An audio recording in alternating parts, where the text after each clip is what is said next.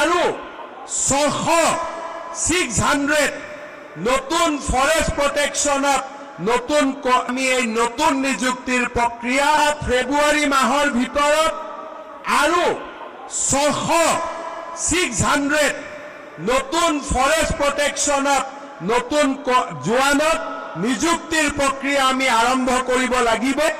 মই ইতিমধ্যে বনমন্ত্ৰী চন্দ্ৰমোহন পাটোৱাৰী ডাঙৰীয়াক কৈছো যে আজি আমি 940 গৰাকী নৱনিযুক্ত ফৰেষ্ট গাৰ্ডৰ আজি আমি ইয়াতে পাছিং আউট পেৰেডত উপস্থিত আছো।